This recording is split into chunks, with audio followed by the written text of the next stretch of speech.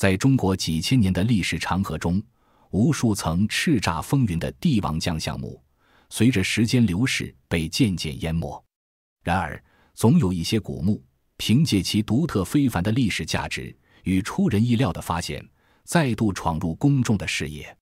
在江苏省南京市的祖堂山下，坐落着一座南唐皇家陵园，这里是南唐时期皇帝及其家族陵墓的所在之处。众人皆知的南唐二陵，是1949年之后中国考古发掘的首座古代帝王陵，目前已确定其包含亲陵与顺陵，分别为南唐2位帝王李昪和李璟的安息之所，也就是千古词帝南唐后主李煜的爷爷与父亲的陵寝之地。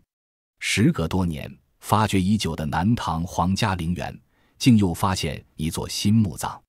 种种迹象表明，这座神秘墓葬的主人是一位女子。那这位女子究竟是谁呢？她为何能安葬在尊贵的皇家陵园之中？棺椁之中只留下一小截腿骨，在她身上究竟隐藏着怎样一段与南唐后主李煜的情感纠葛？本期视频将带您一同探索这座神秘的皇家墓葬，再现那段尘封的南唐往事。早在1950年，南京博物院考古工作队已经成功地发掘了亲陵和顺陵，这也是南京地区迄今为止考古发掘墓主身份明确的唯一2座古代帝王陵。那一次的发掘如同打开了一扇通往南唐历史深处的大门，出土的大量陪葬俑让世人得以一窥那个时代的风貌。但当年由于受历史条件限制，只围绕地下陵寝展开了考古发掘，对地上陵园的规模、布局、体量等都没有进行具体的考古工作，在南唐帝陵资料的完整性上留下遗憾。2010年，南京博物院重启了南唐帝陵的考古工作，组织了一支考古队又来到了这里进行全面考古勘探。那么，这一次考古队又是怀着怎样的使命而来呢？他们是为了进一步探寻那些尚未被发现的历史秘密，还是为了对已有的发现进行更深入的研究和解读呢？这一切都让人充满了期待。当年南唐二陵的考古发掘仅针对地下玄宫部分展开，此次考古队期望能补上地面建筑的研究工作。陵园里的地上建筑经过1000多年的沧海桑田，现在都已经不复存在了。目前这里是一个茶园，情况有点棘手，考古队决定运用传统的洛阳铲进行孔探，对地下的一些相关的遗迹做全面系统的了解。挖掘过程中，考古队的心情犹如坐过山车一般跌宕起伏。考古队费尽心思寻找的神道、石像生等遗迹并未出现，他们却意外地发现了一段古老的陵墙。大部分的陵墙是建立在原有的土埂之上。和高大雄壮的明城墙不同的是，虽然是陵墙，但它们是用土堆起来夯实的。陵墙是方形的，复原后长宽都是895米，其中85%以上的陵墙都是有迹可循的。专家透露说，其实明代的时候，南唐二陵就陷入了萧条，甚至明代还有人专门去破坏陵墙。到了解放前，这些陵墙还隐约可见，但这些陵墙最终还是被毁坏了。更令人震惊的是，在顺陵的西面，考古队的洛阳铲仿佛触碰到了历史的脉搏，挖到了一个深埋地下的巨大台基。这个被命名为1号建筑台基，东西长约90米，南北宽约60至70米，高为1至1.2米。其广阔的面积令人啧舌，几乎可以与现代的一个足球场相媲美，比明孝陵、孔子墓、清太庙的享殿都大得多。这让专家们感到疑惑，南唐帝王并非强盛朝代的君主，却摆出如此大的排场。如此巨大的台基宛如一个巨大的问号，深深地勾起了考古队的好奇心。它究竟有着怎样的用途？是曾经辉煌建筑的根基，还是另有其他神秘的功能？随着发掘工作的逐步深入，越来越多的证据开始浮现，仿佛在为这场争论画上一个句号。考古队在1号建筑台基发现了数量众多的铜瓦、板瓦、莲花纹瓦当，以及虽数量不多但却至关重要的兽面积瓦和螭吻。这些建筑材料宛如历史的碎片，一片片拼凑出了曾经的辉煌。铜瓦和板瓦作为覆盖在古建筑顶部的重要元素，如同房屋的保护伞。莲花纹瓦当，那精美的花纹仿佛在诉说着往昔的繁华，它们镶嵌在建筑物的屋檐前面，不仅为建筑增添了一抹艺术的美感，更是起到了挡雨的实际作用。兽面积瓦威严地安装在屋顶四角，宛如忠诚的卫士，兼具防水、装饰美化和标示建筑等级的重要使命。而螭吻，那造型独特的装饰物品，宛如神兽，静静地栖息在古代建筑的屋脊两端，为建筑增添了一份神秘而庄重的气息。所有的这些发现，如同确凿的证词，无可辩驳地证明了1号建筑台基是一座高等级建筑的遗存。那么，究竟是什么样的高等级建筑会出现在南唐的皇家陵园之中，而且规模如此宏大呢？专家们推测，陵园里可能还有一座未知的陵墓。带着疑问，考古队在顺陵西面发现了一块土质异样区域，土色跟周边有明显的区别，并且在继续向下勘探的时候，直接打到了一层石板上，无法再往下贯穿打通。这层石板的范围规整，应该是防盗时，考古队确认此处有一座古代墓葬，定名为 M3 墓葬。在发掘之前，考古队在陵园平面图上标注了 M3 墓葬的位置，有了一个惊人的发现。M3 墓葬与之前已发现的亲陵和顺陵都是坐北朝南，东西并列，排列在一条从东南到西北的斜向轴线上。很显然，三者之间应该是有着某种联系的。这种墓葬布局与宋代地理新书记载的卧马葬非常一致。卧马葬是一种特殊的墓葬布局，在风水学中具有重要意义。这种葬法通常与家族墓地有关，墓葬排列整齐有序，象征着家族成员之间的紧密联系和尊卑秩序。那么 M3 墓与亲陵、顺陵应该是同一个家族墓地，那这又会是谁的墓葬呢？起初，鉴于墓葬所在的皇家陵园位置以及南唐的历史背景，专家们自然而然地将墓主人的身份与南唐后主李煜联系在了一起。毕竟南唐政权寿命短暂，前后仅有3代国君，而李昪和李璟的墓葬已然确定，那么这座新发现的墓葬似乎顺理成章的应该属于李煜。然而史料中明确记载，公元975年，宋朝开国皇帝赵匡胤派军攻占金陵城，李煜投降，南唐政权就此灭亡。随后李煜作为俘虏被北上押送汴梁，命运的齿轮开始无情地转动。赵匡胤系封李煜为违命侯，而在赵匡胤猝死后，其弟赵光义登基。赵光义对李煜这位昔日的国君心怀猜忌，难以容忍。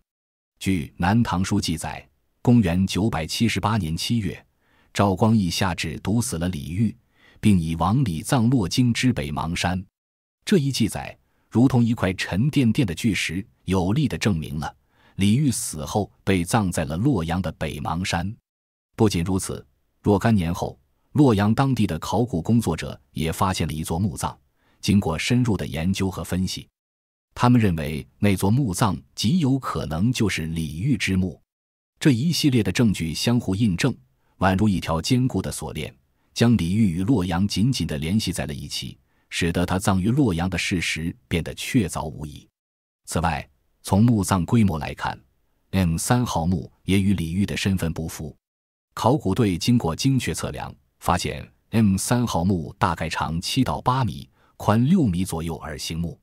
这样的墓葬规格，相较于亲陵和顺陵而言，实在是太过狭小。作为南唐的皇帝，李煜似乎不太可能为自己建造一座如此小规模的墓葬，那么只能寄希望于陵墓内部还能够留下一些关于墓主人的线索了。考古发掘工作很快展开，然而让考古队员感到失望的是， M3 号墓出现了盗洞，考古队决定对它进行抢救性考古发掘。去掉最上面夯实的黄土，层层向下，在距离地面1米多高的地方，考古人员遭遇了巨石。这些大石块足有1000斤重，要几个壮汉才能抬得动。他们一块块拼接，就像1000多年前精心布置的巨石阵，目的就是挡住盗墓贼的脚步。1000年之后，这些巨石依然牢固。这些硕大的石头铺在古墓上，一般盗墓贼用的洛阳铲根本铲不动它们，就算是炸药，也不是一下就能炸开的。在主墓室上方和左右两侧，考古人员发现了2个直径1米左右的盗洞，但盗墓贼遭遇巨石之后，迟迟没有进展，只好放弃。古墓的甬道有点奇特，像梯形，青砖一层层垒砌向下。墓顶上那些硕大的石块虽然挡住了前2批盗墓贼，但还是没能挡住第3批盗墓贼。在甬道上方，考古人员发现了第3个盗洞，这个盗洞一直通到墓底。盗墓贼们顺着盗洞摸进了主墓室，而是对地下宫殿内的文物进行了大扫荡。所幸的是，这个盗墓洞为考古队留下了很多线索，考古队也是利用这个盗洞找到了打开古墓的密匙。考古人员再到坑中清理出残砖、瓷片，根据上面的铭文判断，这些砖块、瓷片都是官窑烧制，墓主身份应该极高。而墓室内由于时代久远，古墓内有些积水，向内走，这座地下宫殿漆黑一片，一股湿气。可以看到地面、墙壁全用规整的青砖垒砌，墓顶像三角形一样向上收缩，是一座穹隆顶砖石墓，砖石平面呈中字形，总长 6.84 米，宽 5.51 米，由甬道、墓室与耳室等部分组成。主卧室在正中，地上摆放了石棺床，虽然过去了1000多年，但古棺、骨骼尚有遗存。主卧左右两边还有2厢房，面积不大。不过，所有的墙壁均做工考究，几乎每一面都有壁龛。61年前，李景地下宫殿被发现的时候，墓壁上到处都是色彩艳丽的壁画，石棺床上方还有天象图。但这座地下宫殿和列主、中主相比，没有壁画，也没有天象图，但高规格依旧。亲陵、顺陵内一共有12个壁龛，这个地下宫殿内也有。可是因为被多次盗扰，墓室中的陪葬品基本被盗一空，就连那12个壁龛中的12声孝俑也消失无踪了。而且这座古墓所在的是一片酸土地，1000年酸土让花岗岩质地的木质风化厉害，尤其是石碑上的文字早已漫涣不清，木质表面风化相当严重，只字未存。考古队员决定对墓室内的填土进行仔细的筛选和清理，希望还能找到一些盗墓贼遗留的文物。经过10多天的筛选，在这个区域的填土当中发现了许多细小的玉石器物，这些玉石件中最大的长 3.6 厘米，最小的长 1.5 厘米，仅有4件保存相对完好。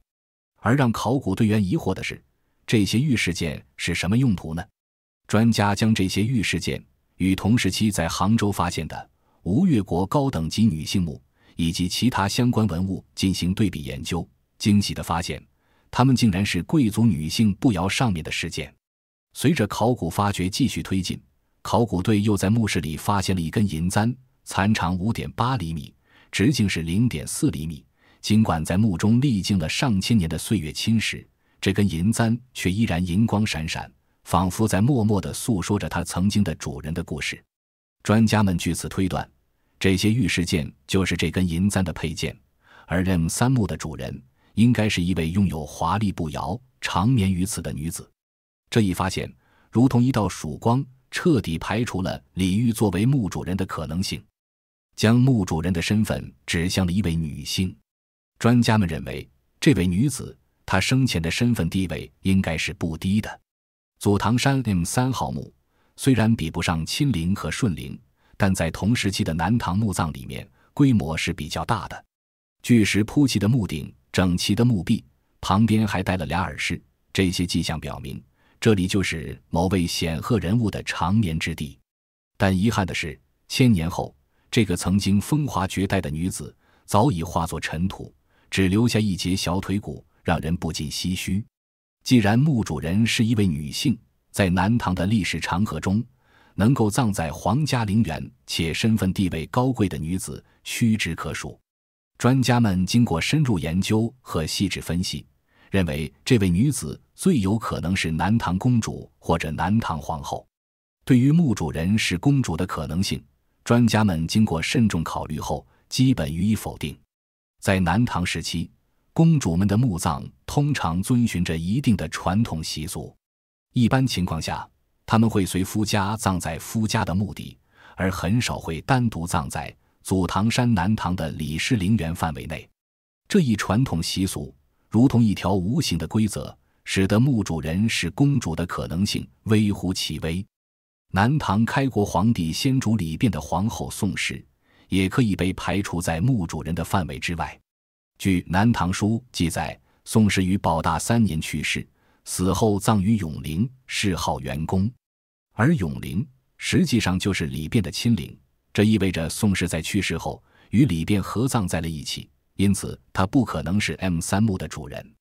南唐的第2位国君中主李璟的皇后钟氏同样不符合墓主人的条件。《南唐书》中明确记载，乾德3年，圣尊后卒，葬顺陵，是光墓。这清楚地表明钟氏在死后与李璟一同合葬于顺陵，所以 M3 墓的墓主也不可能是他。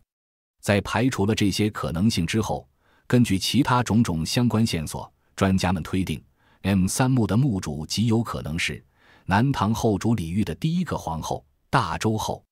那么李煜竟有2位皇后？事实的确如此，她不仅拥有2位皇后，而且她们都是出了名的美貌，并且这2位皇后还是亲姐妹，都姓周。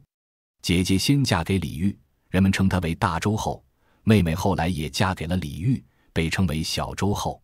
那么为何专家们更倾向于认为墓主是大周后而不是小周后呢？这其中隐藏着一段令人唏嘘的故事，一个关于红颜薄命的传奇。昭惠国后周氏，名娥皇，这位在南唐历史上留下浓墨重彩的女子。公元936年，她出生于南唐最为显赫的家族之一，是南唐开国老臣周宗的长女。19岁时，宋元宗李璟将她嫁给当时还只是吴王的李煜。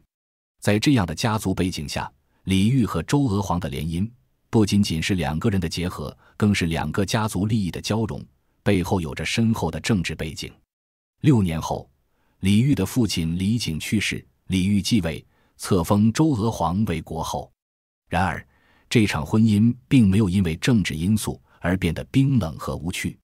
相反，李煜和周娥皇在成亲之后，意外地发现彼此有着共同的爱好，2个人有过一段非常美满的爱情。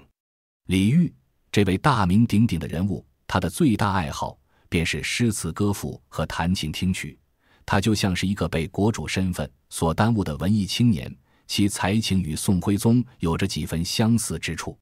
而周娥皇恰好是一位容貌绝美且才华横溢的女文青。她的才华在南唐书中虽仅有简单的记载，通书史，善歌舞，尤工琵琶，但在民间却流传着许多关于她的故事。这些故事将她的才华展现得淋漓尽致。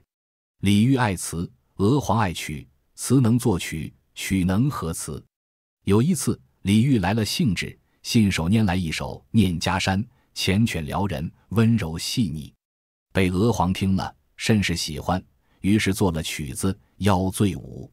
还有一次，李煜不知从何处寻找到名曲、霓裳羽衣曲、散佚的一些曲谱，由于丢失太多，在找人弹奏时完全无法感受到原曲的效果。李煜请遍了所有的在音乐方面有才会的人，始终未能如愿，但周娥皇凭借着自己卓越的音乐才华，毅然决定对其进行大胆改编。他抱起琵琶，纤细的手指在琴弦上轻轻拨动，仿佛赋予了这首曲子全新的生命。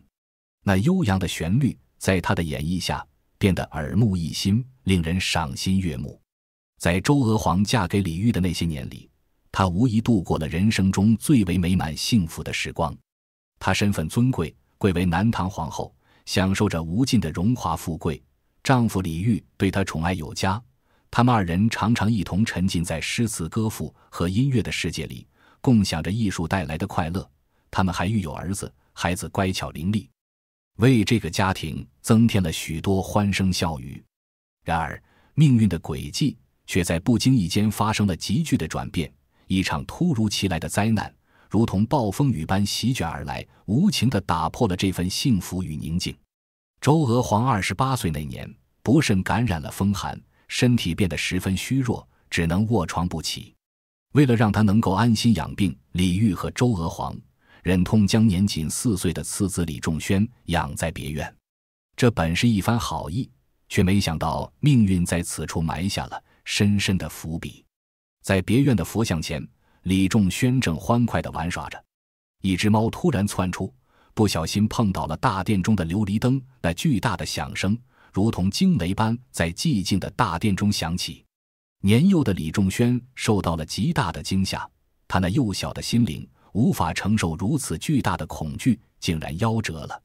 这个消息如同晴天霹雳，瞬间将周娥皇和李煜的心击得粉碎。他们最喜爱的儿子，那个曾经给他们带来无数欢乐和希望的小生命，就这样在瞬间消逝，永远地离开了他们。自从次子夭折后，周娥皇仿佛失去了生活的支撑，心中的悲痛如同汹涌的潮水般将他淹没。他整日以泪洗面，忧郁成疾，病情日益加重。曾经那个充满活力和才情的女子，如今却在病痛的折磨下变得憔悴不堪。尽管李煜心急如焚，遍寻天下名医为他诊治，但终究无法挽回他逐渐消逝的生命。而就在周娥皇病重卧床期间，命运又对他开了一个残酷的玩笑。前来探望照顾他的妹妹，比周娥皇小14岁，颇有她年轻时候的风姿。李煜被这个年轻美丽的女子所吸引，而妹妹对李煜的才华仰慕已久，面对李煜的示爱，她毫不抗拒。当周娥皇察觉到此事时，她最疼爱的妹妹和深爱的丈夫已然坠入了情网，爱得无法自拔。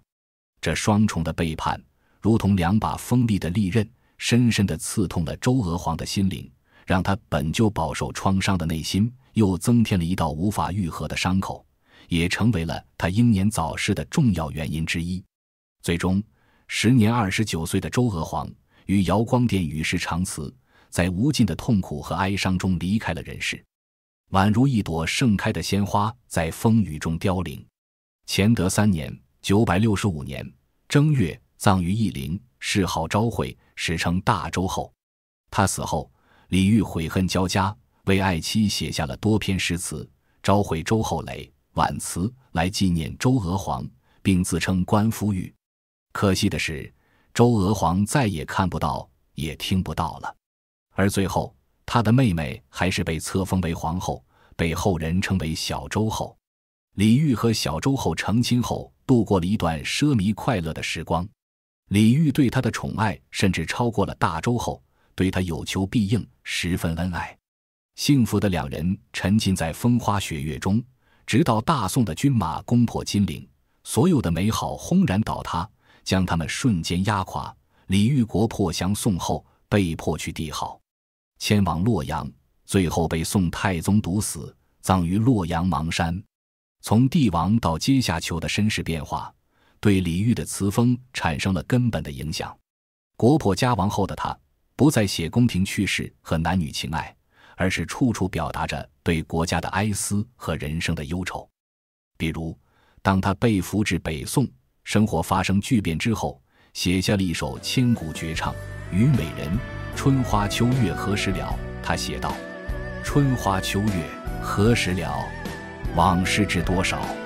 小楼昨夜又东风，故国不堪回首月明中。雕栏玉砌应犹在，只是朱颜改。问君能有几多愁？恰似一江春水向东流。李煜用词记录了从帝王到囚徒的心路历程，也让我们窥见了那个时代的风云变幻。在这段扣人心弦的爱恨国仇之后，让我们回到一个关键问题：为何专家们坚信 M3 号墓属于大周后而非小周后？原因有二。首先，大周后逝世10余年后，南唐王朝覆灭，小周后与李煜一同被俘至北宋的京城汴梁，并在那里终老，未曾重返南唐的故土。其次，研究者在南唐史料中发现了一条关键记载：明年正月壬午迁陵就于元寝，陵曰义陵，是昭会。